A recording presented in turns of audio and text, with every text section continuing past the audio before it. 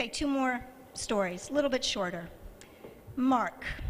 Mark was taking a course with me. It was a summer course. A really great kid. He was 12 years old. I just loved him. He was so smart. He was so thoughtful. He was so caring. And then I wasn't in touch with him for 17 years. And of course, Facebook brought us back together. So he was now 30 years old. And I was doing a MOGO workshop in New York City this past February. A MOGO workshop. MOGO stands for Most Good, which is short for doing the most good and the least harm. And he came to the workshop, and I hadn't seen him in all this time. And here was this 30-year-old man who is now a successful corporate lawyer in New York City. Now, my mom came to this workshop, too, because she lives in New York, and I introduced them to each other. And Mark said to my mom, "Your daughter's the reason I became vegan." And then he told me that he was about to be married in June, and would I come to the wedding, and this big Philadelphia wedding was going to be entirely vegan.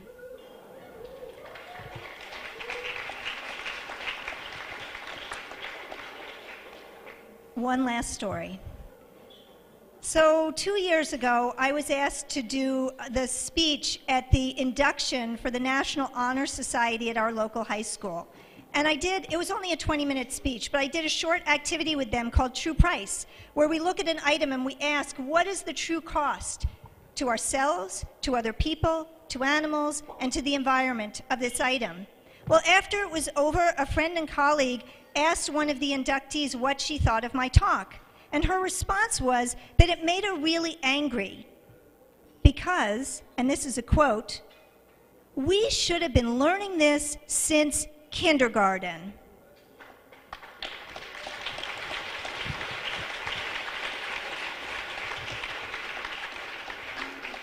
I could not agree more.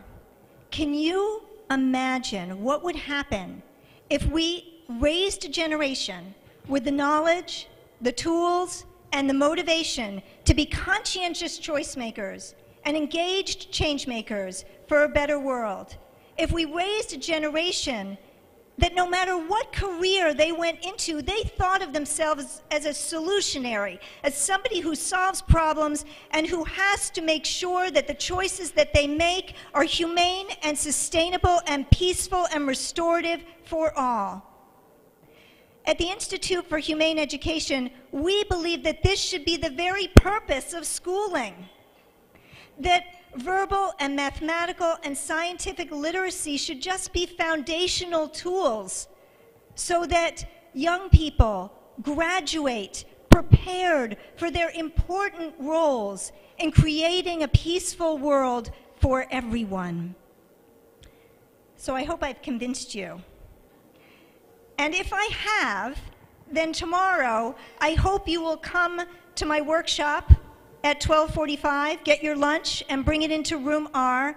And I promise, you don't need to be a teacher. You just need to want to share these issues, to share animal issues with others. And I promise you will walk away with practical tools that you can use immediately in order to help teach other people about animal issues. But we're not going to stop there. We can help you tomorrow, but we're not going to stop helping you. If you want to do this work, we want to help you to do it. We have a humane education certificate program at the Institute. We offer distance learning courses. We bring workshops to communities, and if you want us to bring it to your community, we will. We have almost 100 free downloadable activities on our website, humaneeducation.org, and you can use them and you can start doing this work. So please don't leave this conference without coming to our table and at least signing our mailing list so we can tell you about all of these things, let you know when we're doing workshops, and help you to become a humane educator. There's one more thing about humane education that I want to tell you, and that is that it is incredibly rewarding and heartening work. Humane educators rarely encounter antagonism or hostility or defensiveness or lack of care. Why? Because we generally are working with young people. And whereas, I don't know about you, but I have so many friends who say to me, "Oh, Zoe, don't tell me about what I'm eating, I don't want to know." Has anybody had that happen? Okay. You know what? Young people just don't do that. They want to know. They have not become habituated to lifelong habits, and they want to live by their values, and they're in the process of defining who they are. And if you will reach them, this is what you are likely to get back. You are likely to get back letters like this. Spending that week with you, and this is from an 8th grader, spending that week with you was the most inspiring 5 days of my life so far.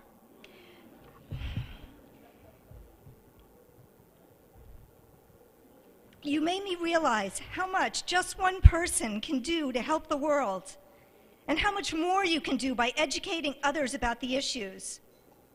I've already started teaching my parents.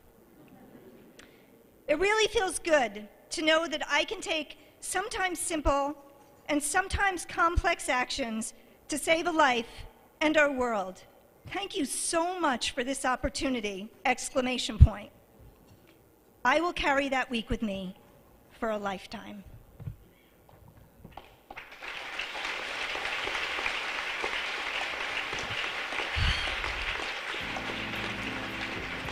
I promise, she wasn't writing that letter because of me. She was writing that letter because the power of humane education. You will receive those letters if you do this work. And so I gratefully accept this wonderful honor, but I do it on behalf of all of the humane educators out there and all of the people who are teaching about how we can create a humane and peaceful and sustainable and restored world for all animals, for all people, and for our beautiful planet. Thank you so much.